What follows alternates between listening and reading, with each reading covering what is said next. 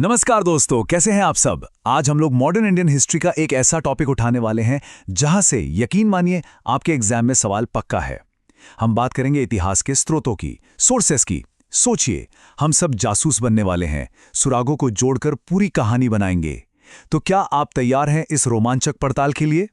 चलिए शुरू करते हैं और पक्का करते हैं कि एग्जाम में यहां से एक भी सवाल ना छूटे। तो सबसे पहला सवाल ये उठता है कि हमें कैसे पता कि गांधी जी असल में क्या सोच रहे थे, या फिर ये जो ब्रिटिश थे उनकी पॉलिसियों के पीछे उनका असली इरादा क्या था। है ना बड़ा सवाल। देखिए दोस्तों, हिस्ट्री जो है ना वो सुरागों से बनती है, क्लूज से। और आज हम और आप मिलकर इन्हीं सुरागों की जांच पड़ताल करने वाले हैं। तो ठीक है, सबसे पहले देखते हैं हमारे पहले टाइप के सुराग, और ये हैं सरकारी दस्तावेज यानी ऑफिशियल डॉक्यूमेंट्स। अब एक बात ध्यान में रखिएगा, ये वो रिकॉर्ड्स हैं जो अंग्रेजों ने, मतलब रूलर्स ने खुद अपने लिए बनाए थे। तो जाहिर है ये हमें कहानी का सिर्फ एक ही साइड दिखाएंगे, उनका अपना नजरिया, ब्रिटिश पर्सपेक्टिव। और आपको एक मजेदार बात बताऊं, ये जो आर्काइव्स है ना, ये उन्होंने हम जैसे इतिहासकारों के लिए नहीं बनाए थे। अरे नहीं, ये तो उन्होंने अपने काम को आसान करने के लिए, अपनी एडमिनिस्ट्रेटिव सुविधा के लिए बनाए थे। पर आज यही दस्तावेज हमारे लिए किसी सोने की खान से कम नहीं है। क्यों? क्योंकि इनसे हमें उनकी पूरी सोच, उनकी पॉलिसीज और उनके असली इरादे सब पता चलते हैं। चलिए इसको एक छोटे से एग्जाम्पल से समझते हैं। मान लीजिए एक फाइल है एक नया स्कूल खोलने के लिए। अब इस फाइल में क्या होगा? एक ऑफिसर प्रपोजल देगा, दूसरा पूछेगा भाई बजट कितना है, कितने बच्चे आएंगे, पढ़ाओगे क्या? तो अलग अलग नजरिया सामने आता है। ब्रिटिश ऑफिसर इसे अपनी महानता बताएगा, देखो हम योगदान दे रहे हैं। वहीं हमारे नेशनलिस्ट सवाल उठाएंगे कि ये वेस्टर्न सिलेबस क्यों पढ़ा रहे हो। तो देखा आपने, सिर्फ एक फाइल से हमें उनकी पॉलिसी, उनकी फिलॉसफी और उनका पूरा डिसीजन मेकिंग प्रोसेस समझ में आ जाता है। अब दोस्तों जरा ध्यान से सुनिए, ये जो टेबल आप देख रहे हैं ना, ये आपके एग्जाम के लिए बहुत बहुत ज्यादा इंपॉर्टेंट है। देखिए, ऑफिशियल रिकॉर्ड्स भी कई तरह के होते हैं। पहले हैं सेंट्रल गवर्नमेंट के रिकॉर्ड्स, मतलब ईस्ट इंडिया कंपनी से लेकर क्राउन रूल तक सारे बड़े फैसले आपको यहीं मिलेंगे। फिर आते हैं स्टेट गवर्नमेंट के रिकॉर्ड्स, इनसे हमें मद्रास, अवध जैसी जगहों की लोकल पॉलिटिक्स समझ आती है। तीसरे हैं प्रेसिडेंसी रिकॉर्ड्स, बॉम्बे, मद्रास, कैलकाटा, यहाँ से ट्रेड और फॉरेन रिलेशन की जानकारी मिलती है। और चौथे जुडिशियल रिकॉर्ड्स, कोर्ट के रिकॉर्ड्स हमें उस टाइम के सामाजिक मुद्दों जैसे किसानों की तकलीफों के बारे में डायरेक्ट जानकारी देते हैं। सिर्फ दस्तावेज ही नहीं दोस्तों, अंग्रेज तो नक्शों और तस्वीरों का भी इस्तेमाल करते थे ये दिखाने के लिए कि वो हमसे सुपीरियर हैं। जरा इस तस्वीर को गौर से देखिए, इसमें क्या दिख रहा है?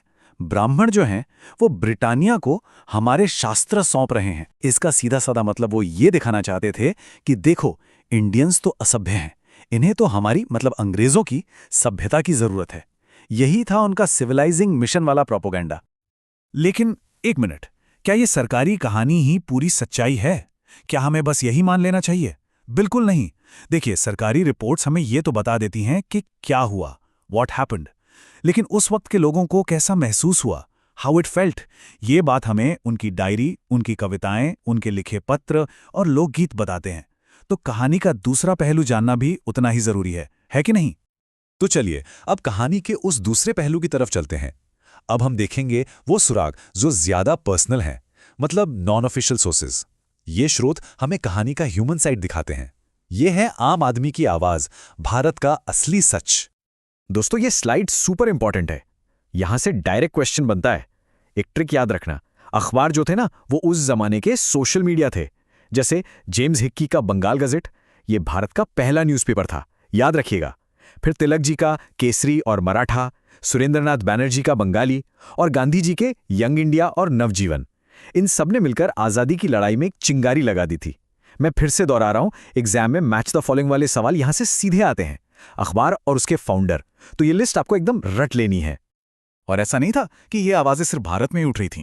अरे, ब्रिटिश कंट्रोल से दूर विदेशों से भी हमारी आवाज गूंज रही थी। लंदन में छपता था इंडियन सोशियोलॉजिस्ट, पेरिस से निकलता था वंदे मातरम और सैन फ्रांसिस्को से गदर। इन पब्लिकेशंस ने हमारे स्वतंत्रता आंदोलन को एक ग्लोबल मूवमेंट बना दिया था। वंदे मातरम ये सिर्फ एक नारा नहीं, एक इमोशन था। और ये हमें मिला बंकिम चंद्र चट्टोपाध्याय के नॉवल आनंद मठ से।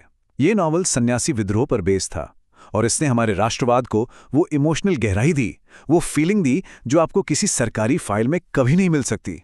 अब देखिए, कला का इस्तेमाल कैसे प्रोपेगेंडा के लिए होता था। जरा इन दो ब्रिटिश पेंटिंग्स को देखिए। एक तरफ है रिलीफ ऑफ लखनऊ, इसमें अंग्रेजों को कैसे हीरो की तरह, बचाने वालों की तरह दिखाया गया है। और दूसरी तरफ देखिए इन मेमोरियम, इसमें भारतीयों को एकदम बर्बर विलन की तरह दिखाया है। देख रहे हैं आप ये नैरेटिव? इन पेंटिंग्स का बस एक ही मकसद था, ब्रिटेन में बैठी जनता को ये यकीन दिलाना कि भारत पर उनका कब्जा, उनका राज बिल्कुल जायज है। तो अभी तक हमने क्या देखा? हमने अंग्रेजों के सरकारी रिकॉर्ड्स देखे, कहानी का एक साइड। फिर हमने आम लोगों की आवाज सुनी, कहानी का दूसरा साइड। तो अब बारी है इन दोनों सुरागों को एक साथ जोड़ने की। चलिए देखते हैं कि इतिहास की पूरी कंप्लीट पिक्चर कैसे बनती है। तो सबसे जरूरी बात क्या निकल कर आती है? यही कि अगर हमें इतिहास को सही मायनों में समझना है तो हमें सरकारी फाइलों को भी पढ़ना होगा और आम इंसान की आवाज को भी सुनना होगा, दोनों को। एक अच्छे जासूस की तरह एक असली हिस्टोरियन को सच तक पहुंचने के लिए हर तरफ के सबूतों को देखना और परखना पड़ता है। और अब जैसा कि हमारा रिवाज है, आपके लिए एक प्रैक्टिस क्वेश्चन। स्क्रीन पर देखिए, ध्यान से पढ़िए और अपना जवाब नीचे कमेंट्स में जरूर दीजिएगा। मुझे पूरी उम्मीद है कि आज के इस सेशन के बाद मॉडर्न हिस्ट्री के सोर्सेज वाला टॉपिक आपके लिए एकदम मक्खन हो गया होगा। और याद रखिए दोस्तों, आप सब कर सकते हैं, आप सब एग्जाम क्रैक करोगे, बस मेहनत करते रहिए। मिलते हैं अगले सेशन में। जय हिंद।